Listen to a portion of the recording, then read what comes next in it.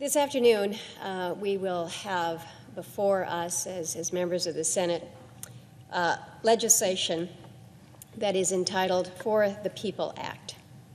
Before I speak to the For the People Act, Senate Bill 1, I want to make clear to colleagues that I have been keenly focused, interested in ensuring that when we have elections in this country, that they are free, they are fair, and they are accessible to all, that barriers to voting should be placed on the sidelines. For the past 3 sessions of Congress now, I have been the only co-sponsor of the Voting Rights Advancement Act.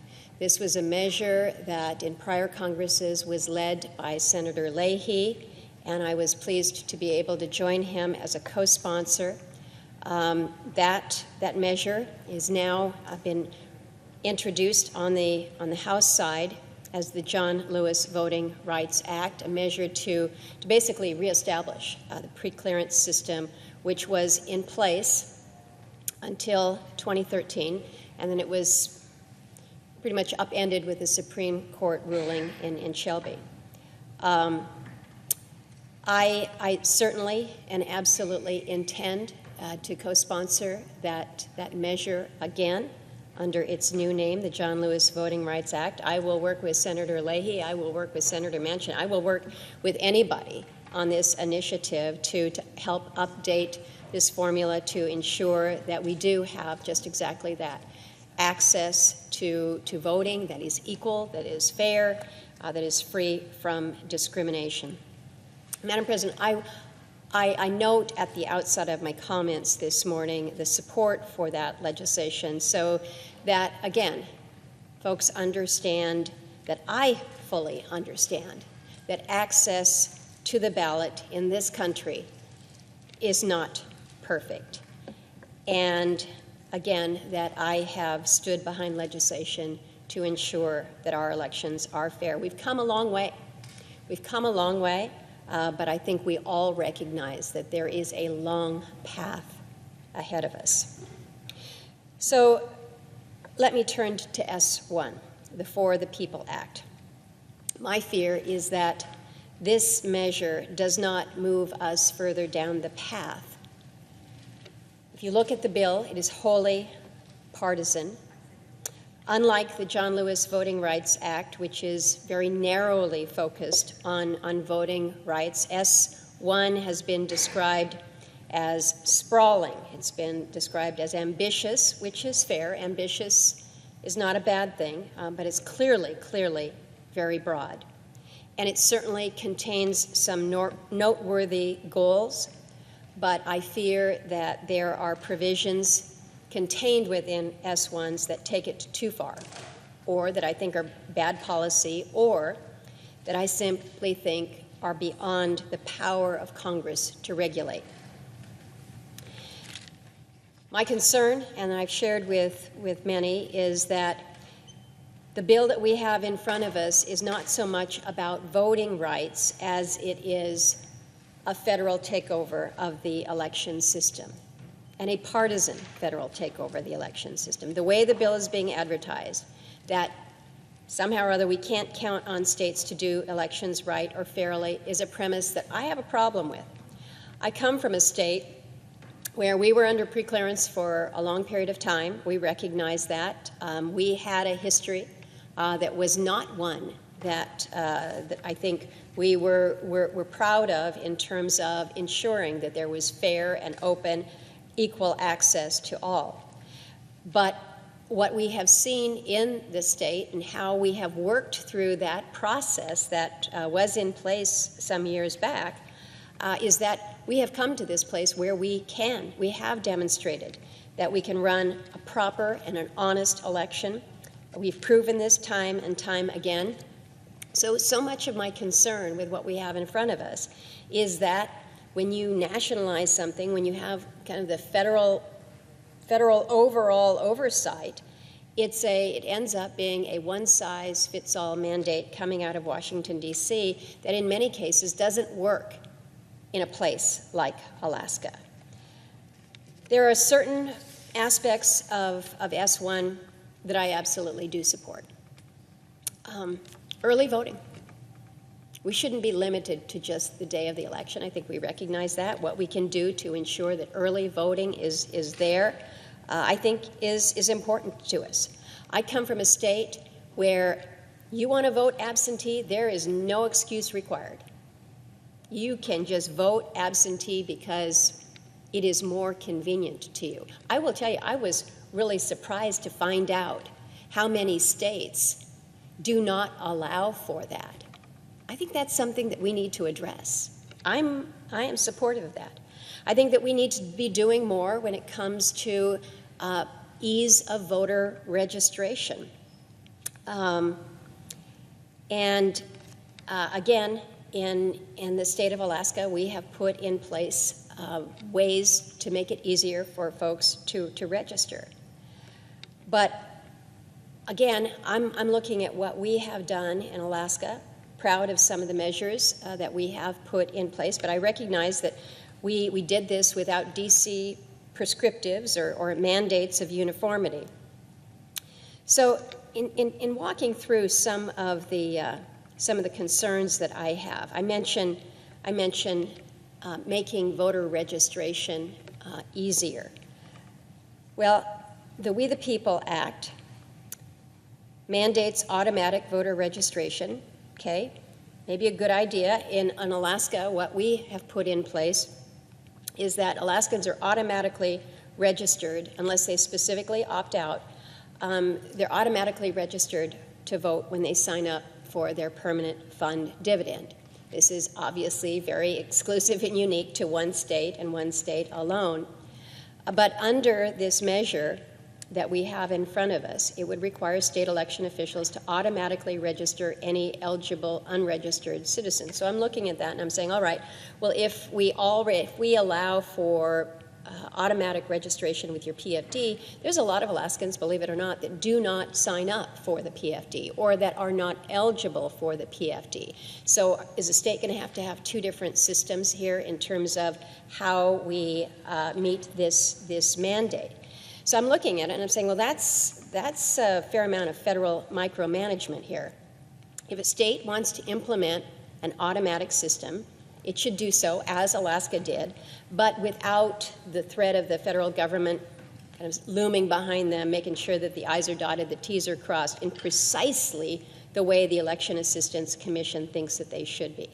I don't think we want to make the administration of elections involve even more burdensome effort, more costly. So it's something that you looked at and say, let's make sure that we can allow for easier registration, but let's not impose burdensome mandates. Early voting requirements. This is another issue within the bill. The bill requires at least 15 days of early voting. This is something, again, in Alaska that we already do. It works great. But also requires that each polling place must be open for at least 10 hours a day. So we're basically back here in Washington, D.C., telling us in Alaska that you've got to have your polling place open for 10 hours a day. Think about this in context of a small community. And I'll take a super small community, Arctic Village. About 150 people total live there in the village, not 150 voters, but 150 people total. So it wouldn't make sense. It wouldn't make sense for the state to maintain poll workers for at least 10 hours per day for at least 15 days in a community like Arctic Village. The whole town could practically vote in an hour, but that's not the point here. The point is you are imposing a federal mandate in a one-size-fits-all approach that just might not fit well there. One provision in the bill that I've got some significant concerns about is requiring same-day voter registration across the country. Again, in Alaska, we think that we've been doing a pretty fair job as to how we run our elections. I think it's reasonable that we be allowed to establish voter registration deadlines that work for the administrators in their respective states.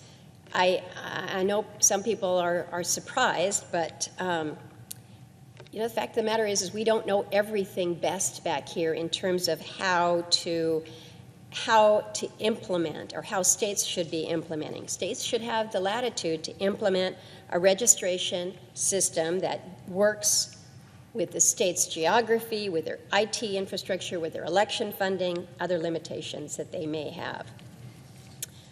Forcing states to allow ballot harvesting. This is another area of S1 that I have a problem with. This practice involves paid campaign operatives going out, collecting ballots, and returning them to be counted. I don't know. I look at this one and see so many ways in which this can be abused and exploited. If a state wants to permit this practice with certain parameters that the state thinks would prevent abuses, that's fine. But not all states should be forced to do so by the federal government and be made subject to DC's idea of what actually works here. Maintaining voter rolls.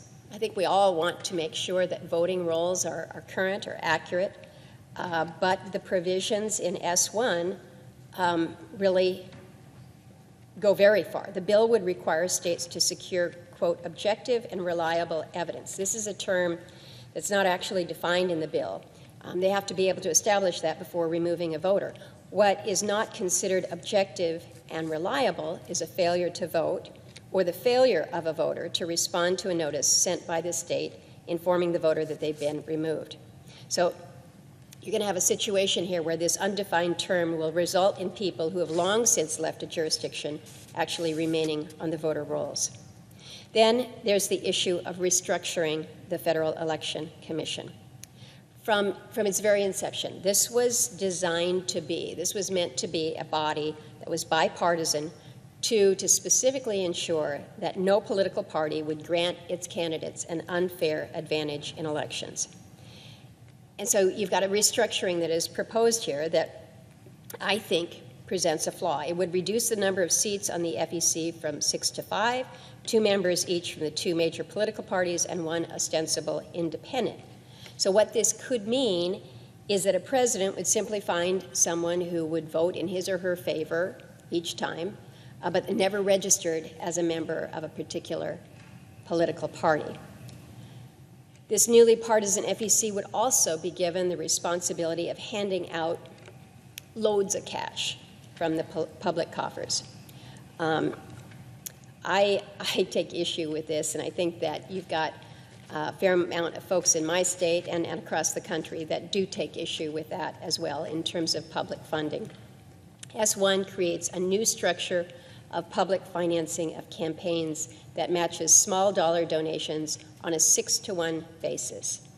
So I look at that, and again, I've got concerns about why anyone thinks it's a good idea to have even more money in politics, but it's easy to me to see how this could be exploited by a partisan board holding the purse strings here. So again, I look at that as a particular example of what are we doing with this in this voting rights bill.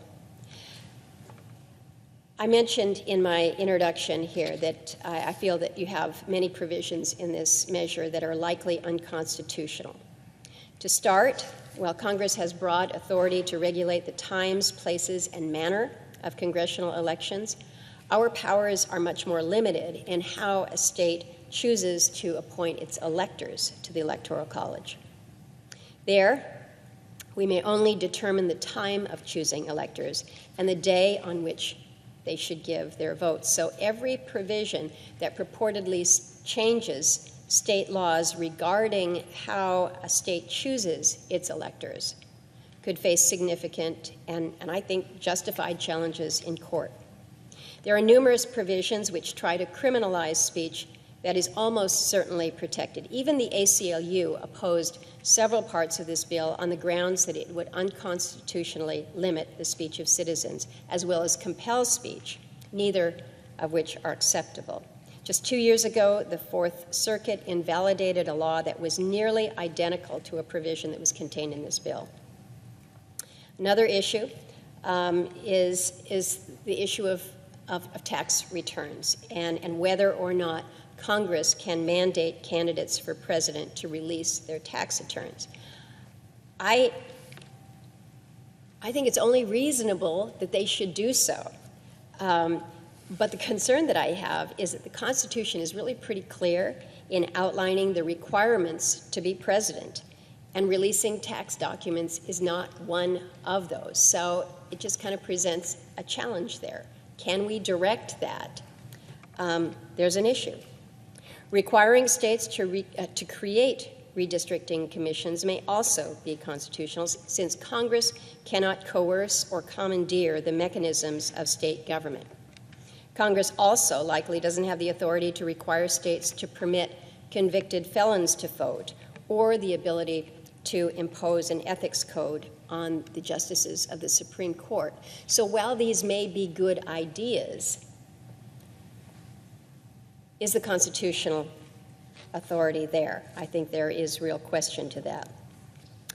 So, Madam President, my concern, and I'm coming to the end of my comments here, my concern about this measure is that, while the title is strong, for the people, I'm not certain that this measure will do what those who have hoped that it would do will do. It will make administering elections more difficult, more expensive, subject to federal micromanagement. Again, I mentioned the issue of questions of constitutionality and whether aspects of it will be thrown out. Passing this into law could result in messy litigation that leaves the state of election law uncertain for years to come. I've mentioned my concern about one-size-fits-all that is challenging. We're a pretty amazing 50 states, but we're all a little bit unique. But how states have leeway or latitude in determining what works, I think, is important. So I recognize that we are at a place and a time when credibility and faith in our institutions is at a really weak moment, a very weak moment. And so when we think about the things that are core to our institutions, one of those fundamentals is the fairness of our elections. And so ensuring that we are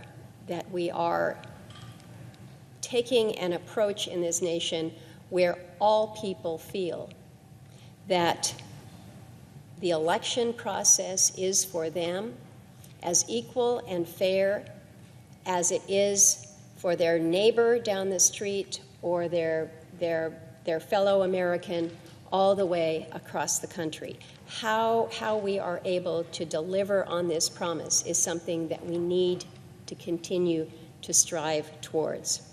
So I'm going to continue to work on voting rights reform, and I'm going to be doing that through the template of the John Lewis Voting Rights Act. Americans need to have faith in our institutions. They need to know that our elections are fair, that they are easy and accessible for all. And we can't instill that trust with a wholly partisan effort. So we've got some work to do. We've got a lot of work to do, and it's important work. So I thank you, Madam President. I yield the floor.